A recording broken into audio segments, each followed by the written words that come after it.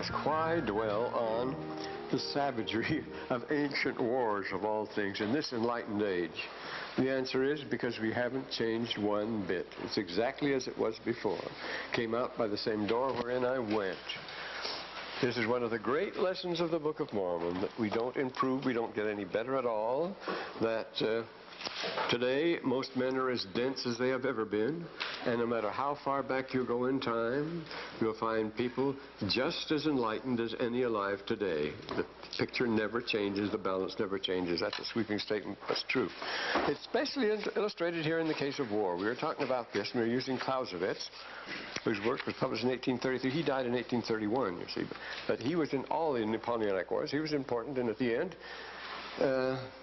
the last decade of his life, he was the head of the Kriegschule, the war school in Berlin, the great Prussian war school that made the build up the tremendous Prussian war machine. He was it. And he wrote this classic work, which was in 3 volumes when it came out, on war, and he talks about it. And it's as if Joseph Smith had studied it very carefully. I say 1833, too late for him to get hold of, so we can't accuse him of that. That happens again and again, that Joseph is saved by the bell. You say, well, he got it from this, he got it from that. Mrs. Brodie insists that he got some things from the View of the Indians, though it was written 2 years after the Book of Mormon came out. Joseph Smith stole it from that. Even though it was, the resemblances are so close we can't deny it, even though it came out after the Book of Mormon.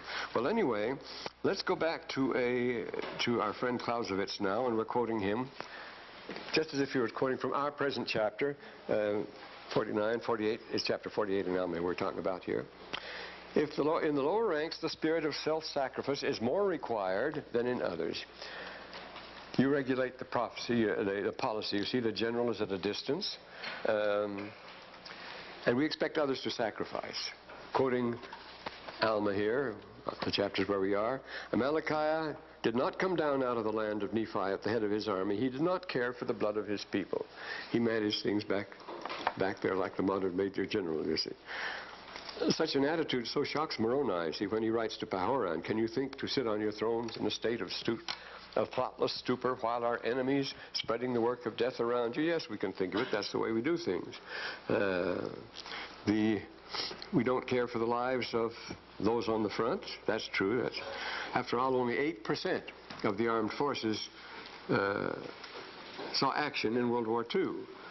But the other 92% were necessary. All they were a backup for the whole thing. The whole purpose of the Army is that cutting edge, search and destroy, and everything else is a backup for that. So they're all in it together as far as that goes.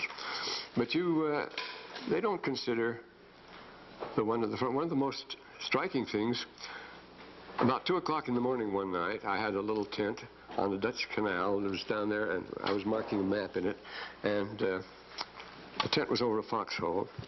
There was a terrific racket on the canal down the way. All these Bren guns, all these British guns were suddenly opening up. They were just blasting away. Wonder what that was. Somebody trying to cross the canal, obviously, because they were on the other side, you see. The so-called enemy were on the other side. In a few minutes, into my test burst some kid dressed like a Dutch worker, all soaking wet. He just swum the canal with all those guns blazing at him, and he got across, and he flopped down on the straw in the tent. We had it paved with straw, the foxhole. And all he could do was just, for a minute or two, all he could do was say, I know there's a God, I know there's a God, I know there's a God. And, well, what's wrong? Yes, we know there's a God. And so forth. Well, he just swam the canal, you see. But he was in the medics, and he'd been captured, and he'd been on the other side, and the Germans had shifted them around with groups. They had the upper hand all around, see. They'd shifted him around with groups. He pretended to be deaf and dumb. He'd point to his mouth where he went. But he observed very carefully wherever he went. All this side of him by Elst, they'd marched from all over the place, and he got away, and then he'd swum the canal, and he comes back loaded with this information. So I trotted right over to Major Danaher and said, look, this kid knows everything. And so they immediately got him out and whipped him out. I said, this is going to get you a promotion. You get a 3-week furlough everything for this. They'll really reward you for this. And so he went with his information. They took him clear back to Brussels, and I think a lot of officers got promoted on the strength of his discoveries, intelligence officers. And later, I saw him months later, about 4 or 5 months later, in Namur. I said, "Did you ever get your 3 weeks pass?" He said, "I didn't get one pass at all. I had to go right back the next day." See, they didn't care about him. He provided them with all this information, which was invaluable, and I say, which I'm pretty sure fired a number of promotions and got nothing for it. Well, why should he? I mean, he has to go back again. This goes again and again. This is notorious in armies, as he says, you see. In the lower ranks, the spirit of self-sacrifice is more required. And so Malachi, the same thing, you see. Then he goes on with the third rule, good old Clausewitz. We can never introduce a modifying principle into the philosophy of war without committing an absurdity. War is war, you see. The point is, he says, war is an act of force. There is no limit to the application of force. To talk about civilized warfare and rules of warfare is ridiculous. If you're civilized, you don't start swinging and scratching and biting and gouging eyes and all that sort of thing. You do everything you can to hurt the other person. That's the idea. You're no longer discussing things. You're no longer civilized at all. Instead of continuing the discussion, you see. And you try to kill the other person. There's no limit to that. So he says, well, he says to introduce, you see, a modifying principle is an absurdity. You can't modify it. There's no limit to the application of force once that's the policy. Alma puts it very well when he says they had exhausted all resources, and he says, whatever evil we cannot resist with our words, then let us resist them with our swords. If words won't cut it, then swords will cut it, you see. Then when you start swinging swords, you're not particular, you see. You're not careful not to hurt anybody, you see. You're all out once you're done. But he says, hold out with the words as long as you can. This is, whatever evil we cannot resist with our words, then let us resist them with our swords. There are no more rules. And the Lord says the frequent expression, cursed shall be the land, Alma 45, we just passed that, unto destruction. It goes on, it doesn't stop until that. So brushfire wars are out of the question, but at the end of World War II, the generals were very discouraged. There was a gloom. Right at the end, I was transferred to the 6th Army Group, General Devers in Heidelberg. That was the big headquarters, and it's an Army Group headquarters. You know, I had to make out the daily intelligence report there. That was a busy job. But you could cut the gloom with a knife. The war was winding down too fast. It meant the end of quick promotions. It meant the slowing down of careers. They thought some of them would have to be out of the Army altogether and go back to selling washing machines, so they were colonels and so forth now. And it had been a lark for most of them. Of course it had. But then they discovered the concept of brushfire wars. I remember it was General Taylor more than anyone else, back at division now, when he burst in one day in high glee. He'd been over to Washington. He was back, and he was so excited he could hardly contain himself because they had discovered the concept of brushfire wars. It was his, and he was more responsible for taking up the war in Korea and Vietnam than anyone else, because he was chief of staff, you see, at the time of Korea. But this time he was only a major general, head of the division. But he brushfire wars. We can always have these little wars where we can go in and mop up. We can get our promotions. We can get our practice. We can keep in drill.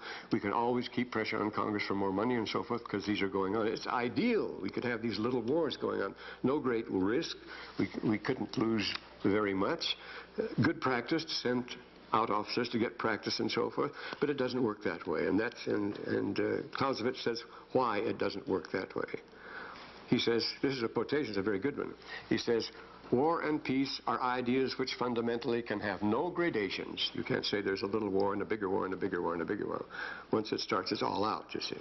And he goes on, he says, we must never lose sight of the absolute form of war. War is an absolute. See, you don't have it in degrees. You can't have a little one. Just as you can slightly murder a person, or a person can be slightly pregnant or something like that. You don't. It doesn't go that way. You go all the way in these things. He says, rather, the image of absolute war must constantly hover in the background. Yeah, it's going to be absolute. And this is the Book of Mormon, see. Nephi says after one of their great victories in Alma 45, a chapter we just passed, Alma 45, we began with 46. We should have begun with 45, you see, because we didn't get up there last semester. He tells us I perceive, after a great victory, in fact, their greatest victory, Alma announced to the people, I perceive that this very people, the Nephites, shall become extinct. That's putting it pretty strong, you see.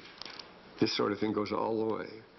So good old Clausewitz continues, in pursuing the aim of war, there is only one means, combat. I say it's search and destroy. 92%, they're all backing it up. The whole effort is what happens on the front, the zone of contact there. And all effects are manifested in war have their origin in combat. Well, that's what it is, naturally. Moroni in combat returns the sword to Zerahemnah. Zerahemnah didn't want to discuss him. Zerahemnah had surrendered, but he was still defiant. And so Moroni gives him, go, if you're not going to talk, then here's your sword back. Let's continue to fight.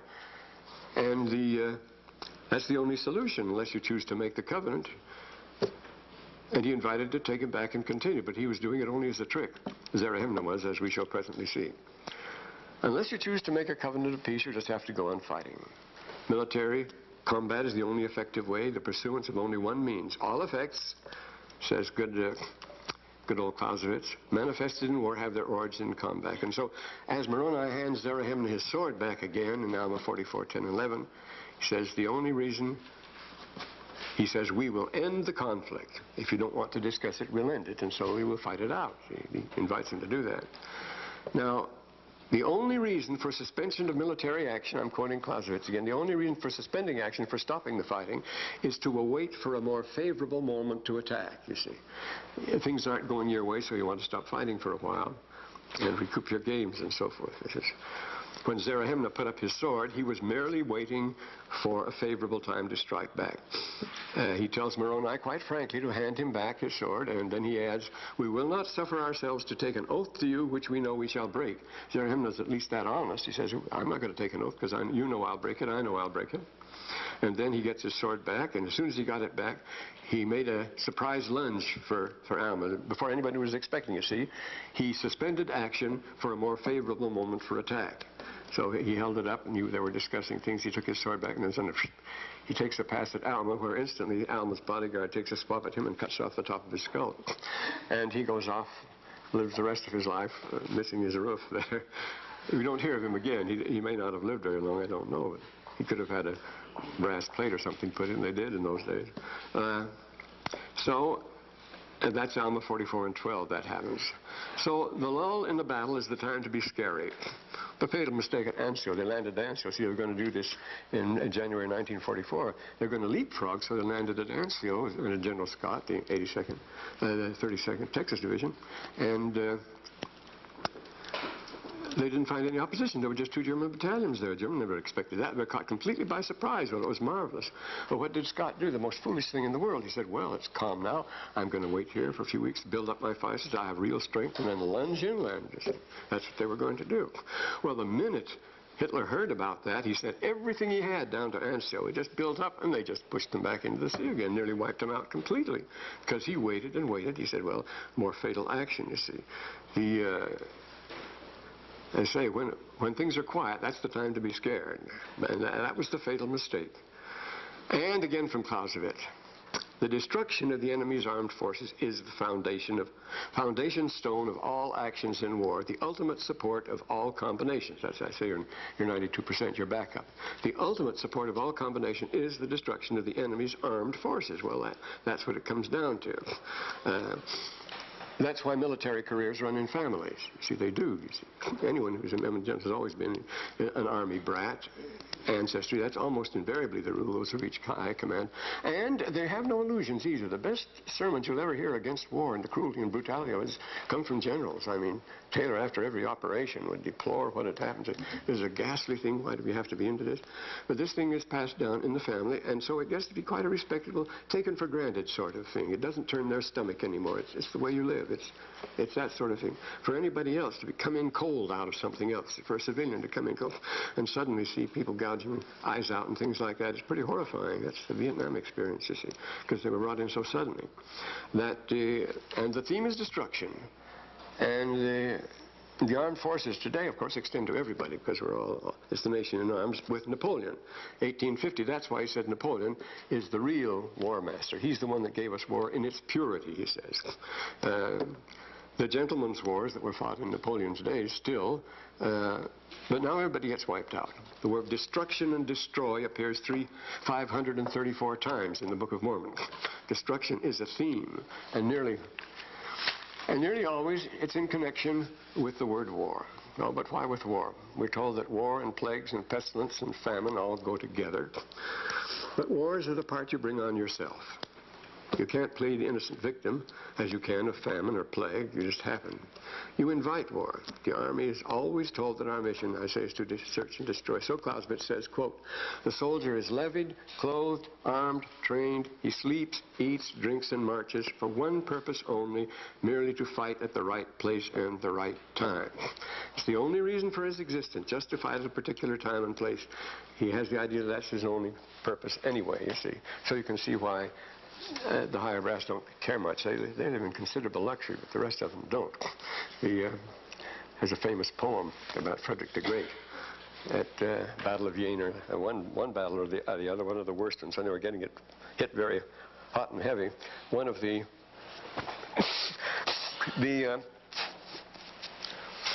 Reason Regiment, his giant guard, which he was so proud, started falling back under terrific hail pressure.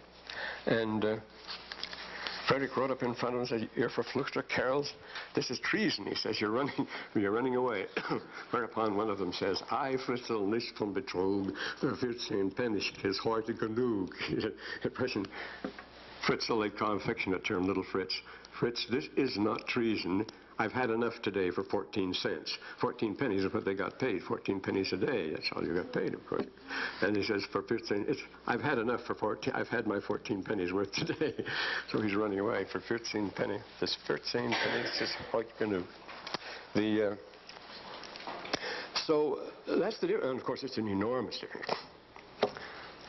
I don't know whether I should tell. Well, there are too many stories I shouldn't tell, but this is one that's a good one. I won't tell it, though. In World War II, as I say, well, and so quoting Clausewitz again, "If we speak of destruction of the enemy's forces, we must expressly point out that nothing obliges us to confine this idea to physical forces. The whole thing is to break his will. If he's willing to surrender, then the war's over. That's all you want, is to have him do what you want to do. Your will dominates over his, and you know the Prussian, the Kriegsführer, and the German, the Generalstab, the whole theory is will, and it's the German philosophy. The philosopher that took them to that more than anyone else was it Tegel? Again, one of those things, I'll think of it in a second. But they're always talking about will, the Germans, and the iron will, the will that dominates everything. Hitler was obsessed with that idea. It's the German Deutsche Wille that wins through and everything. And it's Schopenhauer's Die Welt ist meine Vorstellung, the title of his great work, The World as Wille, and so forth. The will is everything, and he says, whole thing is to dominate the enemy's will. Once you've done that, you see, you won. So the psychological part is very necessary. We try to break the enemy down psychologically as well, but of course it was Clausewitz who introduced the doctrine of Schrecklichkeit, and this is marvelous in the Book of Mormon. This comes out beautifully. Remember how the Lamanites would get themselves up and just paint their faces red, wear skins, lamb skins around their loins, and make themselves as ferocious as possible, shave their heads. He introduced Schrecklichkeit. That means making yourself as terrible as possible, Schrecken. Hitler's saying used to be, "Lieber ein schreckliches Ende als ein End ohne Schrecken." Als ein Schrecken ohne End. Schreck ohne End. Better a terrible ending than a terror without ending. See, better a terrible ending. So that he plunges into it. Better a terrible ending than to live in a terror without ending. This is the excuse. But Schrecklichkeit is be terrible. Make yourself as terrible as possible. Intimidate the enemy. Do everything you can. This became an important German technique, important in the Blitzkrieg. When it breaks out, you have to be absolutely overpowering. Show yourself to be unmerciful. Go through anything, just wipe them out and so forth. And look terrible. Make yourself look as impressive and terrible as possible. And so you get all this with bells jingling and drums and all this chanting together and so forth. The old Germanic tradition you see there. That's a tradition that keeps things alive. It's not just, well, it is profit because it's for loot. And that's pushed behind it in the modern world too. But they had that war spirit. They loved it, you see. Some people just love that sort of thing. It is fun. This is a thing that's terrible to admit, but it is exhilarating. Damn it, compared with other things, there's nothing like it. It's a terrible thing to say, but it's true. And that keeps us getting us. There must be another form of exhilaration. Of course, there is, of course. Remember, to be carnally minded is death. Be spiritually minded is life eternal. This is being carnal minded at its peak. Everything is physical. Everything is raw. Everything is violent.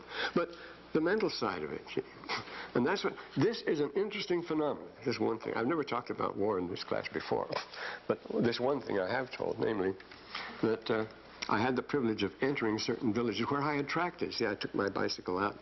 President Tadji was very indulgent, and all along the Rhine there, in those Rhine villages in the Rhine plain, I would take my trusty bicycle on the Vosges and go out and track in the villages all alone. And it was hard. It was grim. The Calvinist villages were the toughest. The Catholics were the next, and the Lutherans were rather kind. But it was rough. But it was a clash of minds, you see, because immediately these people were tremendously hostile. I went through the same village with an M1 dashing from door to door. Well, I rather used a carbine. It was lighter. Dashing from door to door. And so much easier it was. I would think time and again, this is so much easier than trying to confront these people eye to eye and eyeball to eyeball. Shooting at a distance was much nicer, much safer, you see, as far as that goes. It reminds me of something that happened in Karlsruhe. We haven't got over this, you see. There was one place when I was on the mission, I was a short time during a conference in Karlsruhe, and I went and tracked it along right by the big church where there's a main street, and it parts there, and it leads out to the Odenwald, of course, there. And there was this butcher shop there. I went to the butcher shop, and I started giving my voice of warning. And a woman who's a gigantic Hessian woman, she had a fit. She ran to the back of the shop and came out with a huge cleaver. Don't you tell me we'll ever be destroyed. Don't you tell me. Because I had told her on impulse what Brother Ballard told me when he set me apart for the mission. He says, tell these people that they will be destroyed by fire from heaven, of all the strange things to tell them. And I told her that, fire from heaven. Well, a year later, I drove by, late at night, I was driving by, and officer, I think it was Van Petten, was with me.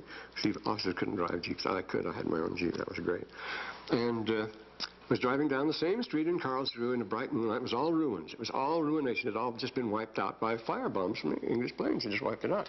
Fire from heaven destroyed them. And suddenly I ground to a halt, jammed on the brakes. He said, what's wrong? They were right in front of that shop. That's the butcher shop where the women came out raving, waving the cleaver and yelling, don't you tell us we'll ever be destroyed by fire from heaven. And all you could see was the framework of the door there. But it was the old butcher shop. It was complete ruin. It had been burnt out totally. You see. So these things are fulfilled. I mean, we're not living a million miles away from the Book of Mormon here. It's disturbing. But of course, our weapons are more efficient now. We wouldn't have left the door frame standing today. But anyway, this Ricochet, it's a big thing. Making yourself an object of utter terror is beautifully described in the Book of Mormon. Or on various occasions, Enos 1 and 20, Mosiah 10 and 8, Alma 3, 4, 5, and so forth. Also, the Gadiantons in their various trappings make themselves look very ferocious. And they make themselves in their uniforms as hideously powerful, like the trappings of the barons of Middle Ages when they wanted to keep the peasants in their place, like the Ku Klux Klan. They made themselves look hideous and mysterious. The German word for enemy is Feind, which is our word for fiend, you see. And the same thing in that, our word for hostile. Host is the same word as host, and the same word as ghost, you see.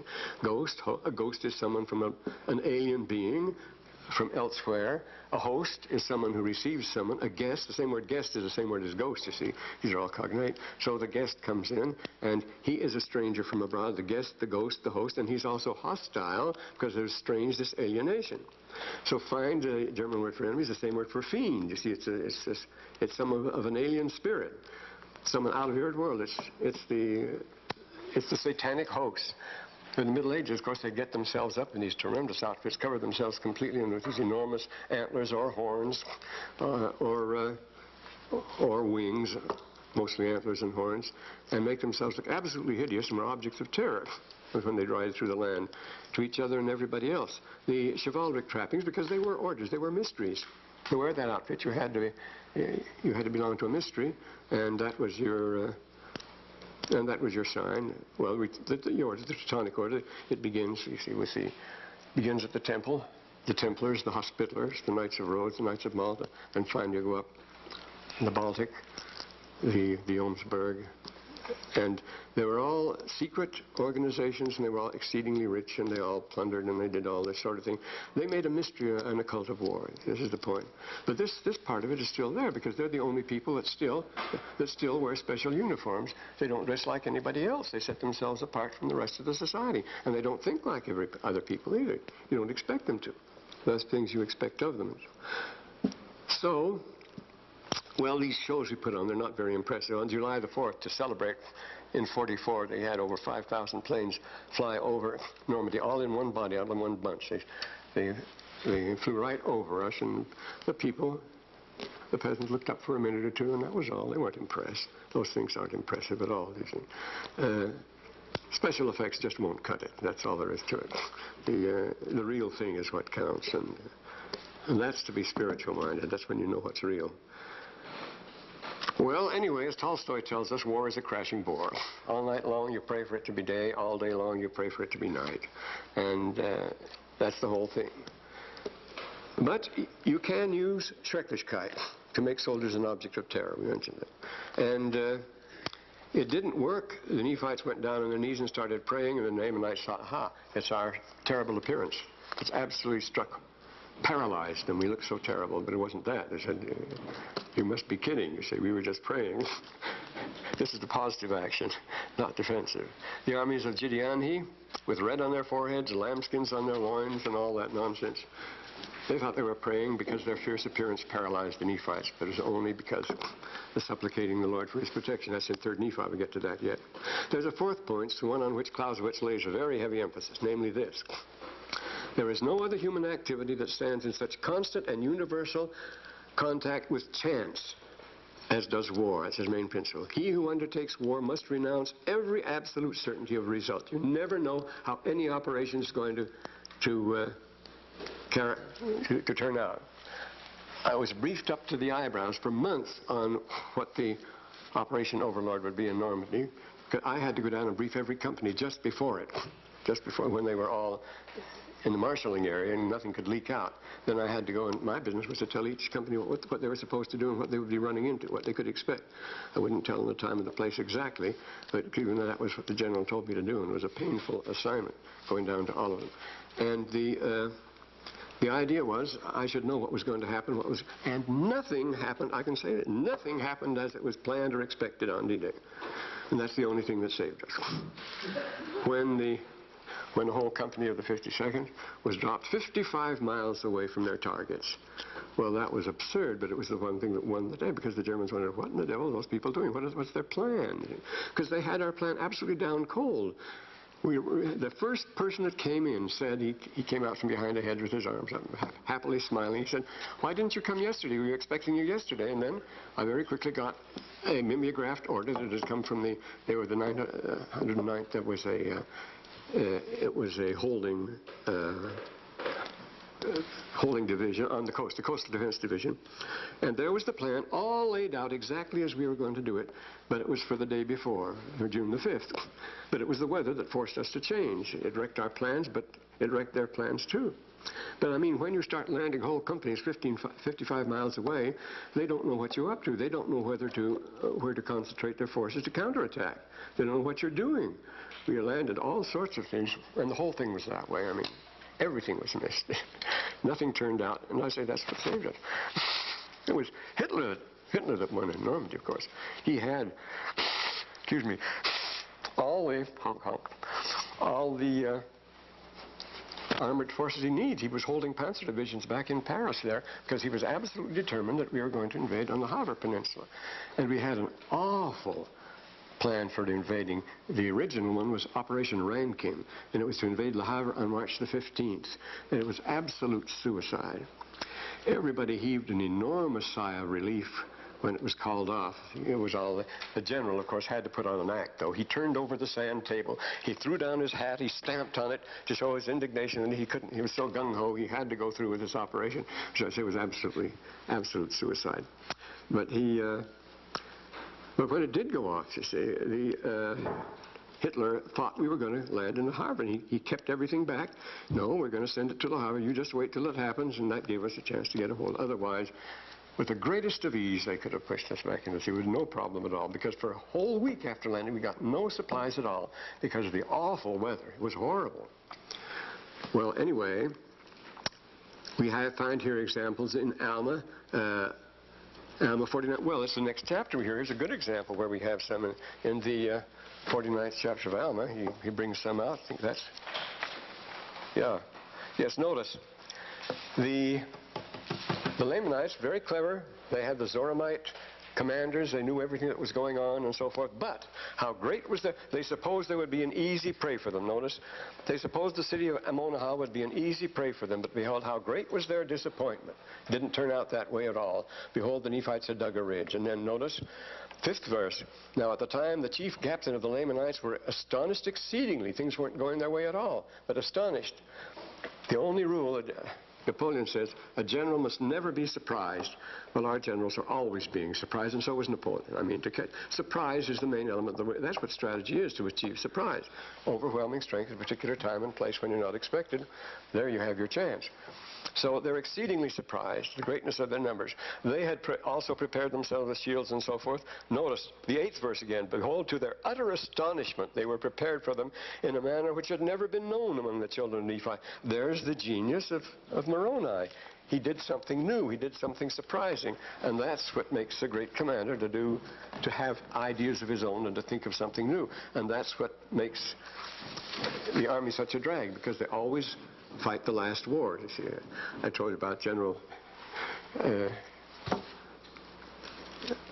Colonel Coles, who insisted on a bayonet charge, because that's the kind they had in the First World War, the bayonet charge on the bridge at Carentan. The same Colonel Coles that went off to take Sertogenbusch single-handed and so forth.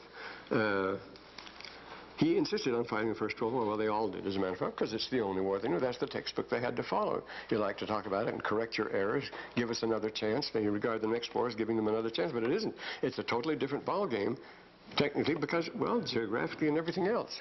And so here we have it. Coriantumr marches right into the center of it. This is a good example in Helaman here. Coriantumr rides him right into the center of Zarahemla, the capital city of Bountiful, and he took it, catching the Nephites off guard, surprised the Nephites. But in the end, he'd caught himself in a trap. The reason they had been expecting him on the outside, and they had a protective curtain around the city on the outside, so he was trapped once he got in there. He had to surrender. He'd been surrounded. See? Everybody surprises everybody else. When he tried to get out of the land, he found the Nephites had pulled all their defenses on the periphery, and he couldn't get out. That's the first chapter of Helaman. Everybody surprises everybody else in war. Nobody is sure of anything. And so he makes this statement, a famous statement these are all famous statements of Clausewitz. Warfare is therefore a chameleon, Clausewitz explains, a strange trinity. 3 things make it up.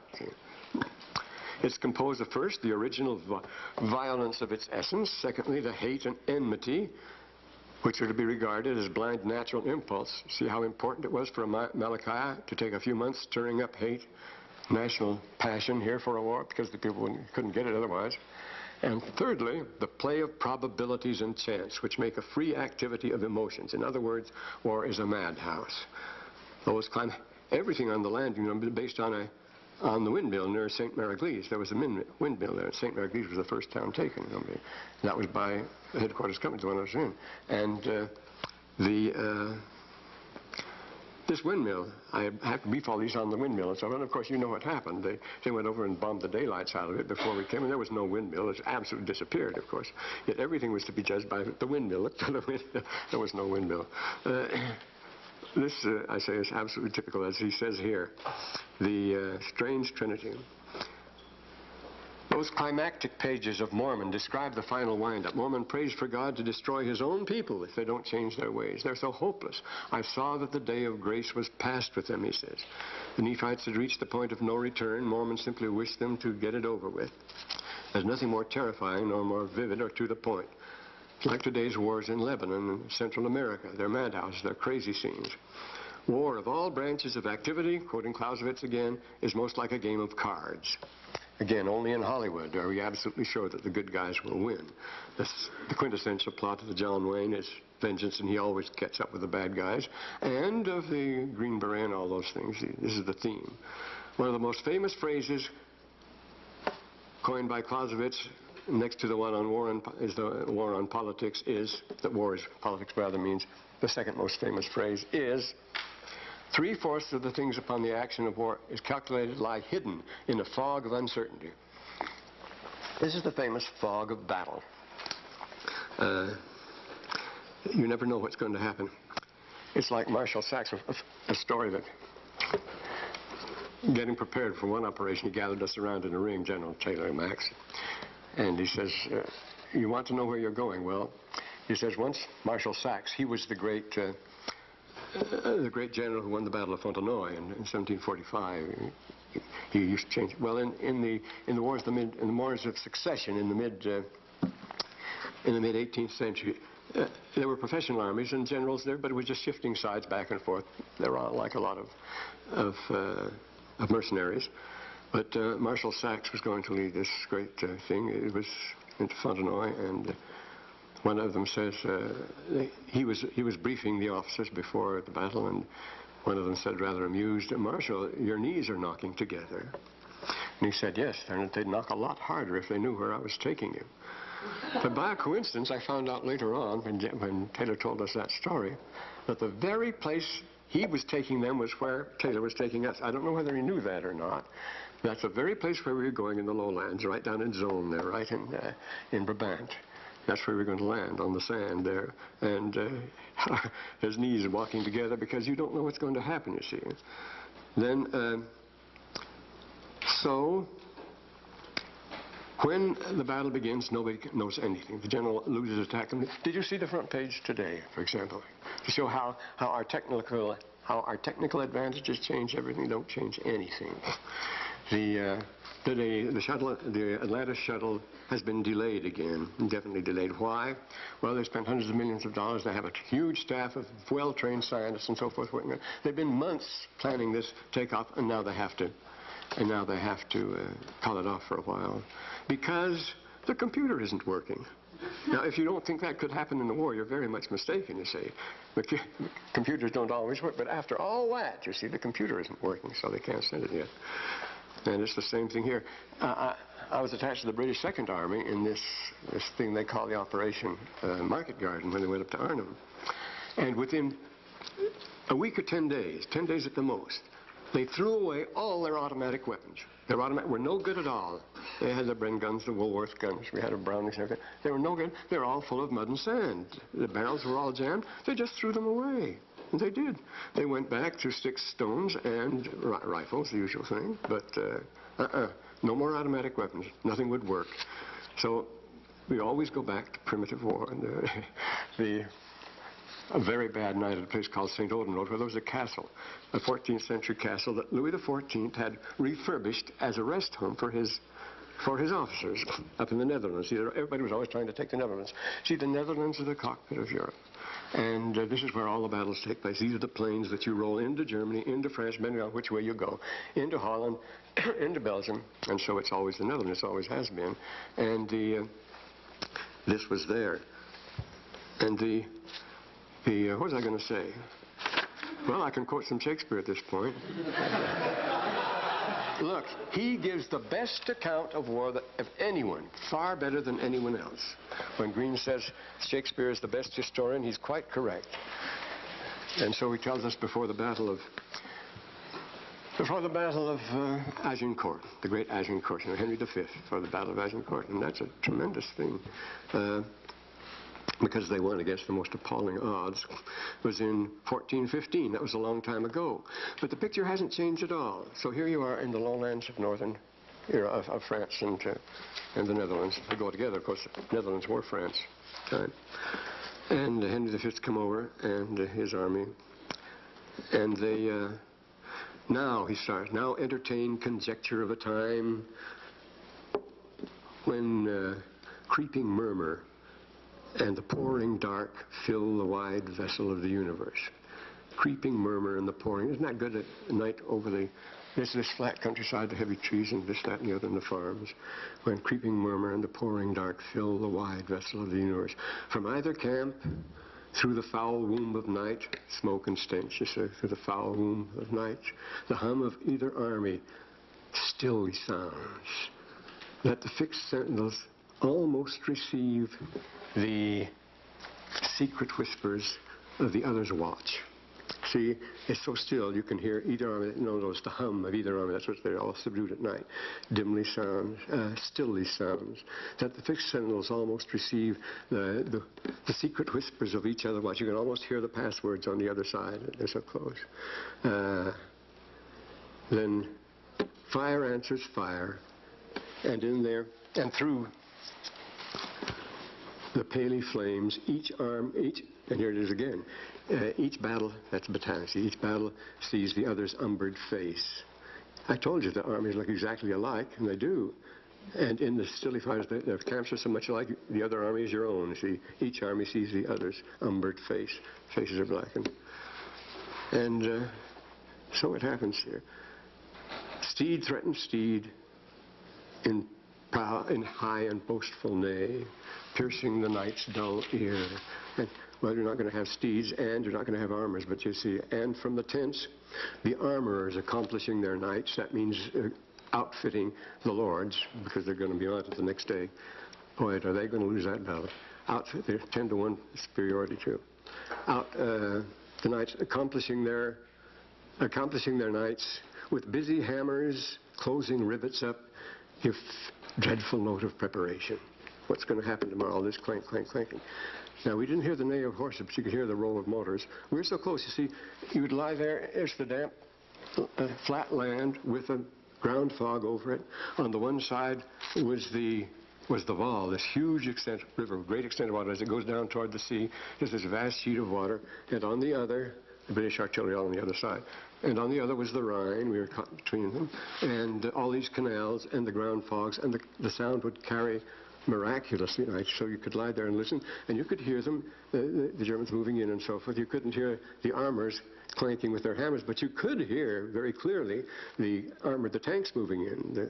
They're clanking into position, and the Germans made discs. They made phonograph discs, which they would amplify and beam in our direction. You see, we'd get the impression that whole armies were moving in. You see, you could hear all this yelling and all these trucks, and so some of it was real and some of it was fake, but you could hear it very plainly. So you could hear the clank of armor just as you could hear the clank of armor then.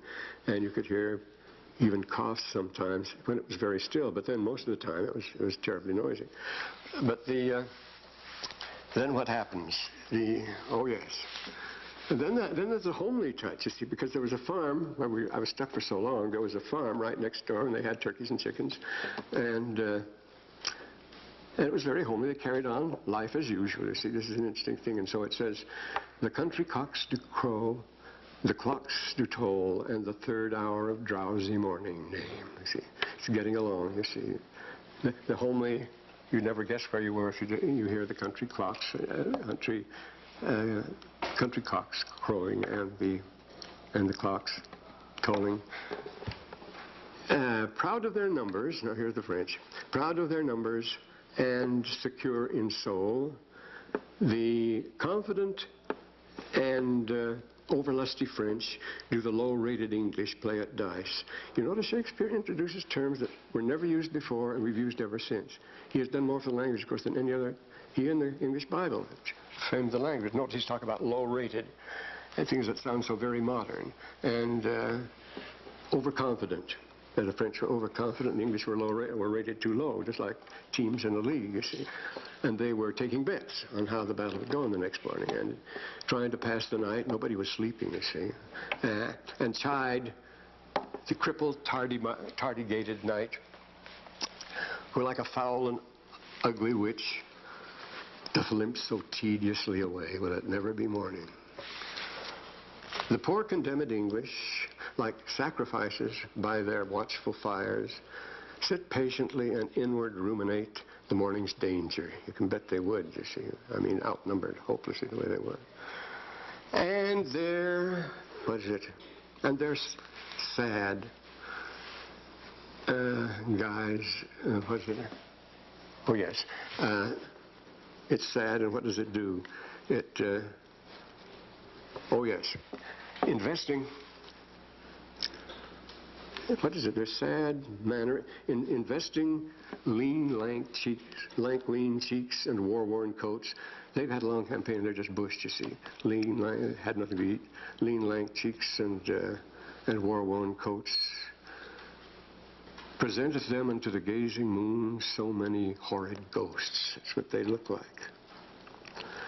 Oh, now who will behold. Now we have an essay on leadership. This is the great leader was Henry V. They say he would have been England's greatest king if he had lived, but he died quite young, just 6 years after this happened. Oh, now who will behold the, yes, now who will behold the royal captain of this ruined band, walking from watch to watch and tent to tent. Let him cry praise and glory on his head. For forth he goes and visits all his hosts, bids them good morrow with a modest smile, and calls them brothers, friends, and countrymen. Upon his royal face there is no note how dread an army has surrounded him. He says enrounded him, how dread an army. He doesn't indicate fear at all. This is what he has to do. He keeps up the morale of everybody, you see. How dread an army. Nor doth he dedicate one jot of color unto the weary and all watched night. He hasn't slept. He's been up all night, but he doesn't dedicate one jot of color to that. He's just as cheerful, but cheerful. But well, what does he do? One jot of color, but he uses cheerful in the next line. Oh yes. He looks rested and cheerful and overbids the taint. Overbids the taint would need some explanation. That means by sheer willpower he overcomes all temptation to yield and go to sleep or relax. He just holds himself in with an iron will, you see.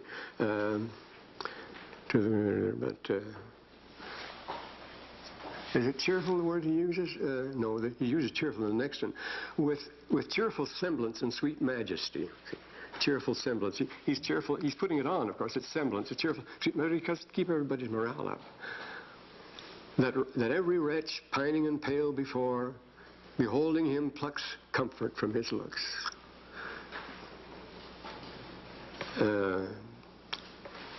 Thawing cold fear. Yeah. Comes comfort from his looks, thawing cold fear. And then it says then behold, it says, if unworthiness may present, he says, if unworthiness, what did it, maybe, oh yes, not define, yes. If may unworthiness define a little touch of Harry in the night, you see. Behold, oh yes, then I've got it now. Then mean and gentles all, behold, if may unworthiness define a little touch of Harry in the night. See, I'm unworthy of displaying this. And then he points, and then there's a dumb scene showing Henry going around visiting the troops and see this sort of thing.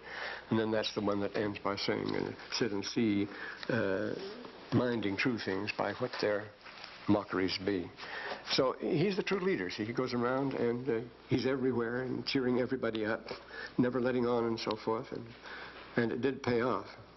And then at the end, the only one who pays off is the Duke of Burgundy. The Duke of Burgundy is the Constable of France, and he's the peacemaker. He brings Henry and Charles VI of France together, and in a marvelous speech he tells them, you see, he tells them, I brought you together royal, face to face and eye to eye. And he says, in that case, should I be disgraced to suggest peace might be a good idea? He says, why should not peace, why should not the mangled, why should not the mangled peace, the poor, why should not the poor outcast and mangled peace, dear nurse of all the arts, arts plenties, and happy births, why should she not raise her face, show her face again in this, our fertile France? It says, in this garden of all the earth. Why shouldn't we have gentle peace again in this garden of the earth, our fertile France? Why do we just tear it up? Well, Henry took things over, but he soon died, and Charles VI went mad the same year. And the one who was in charge of everything was Burgundy, Duke of Burgundy. So it was the peaceful man that won after all. He got enormous gain by that, Burgundy. Well, so it goes. And oh my land, the time is up. Too much time groping for lost words, isn't it? That's what happens with old age. So from day to day we ripe and ripe, and then from day to day we rot and rot.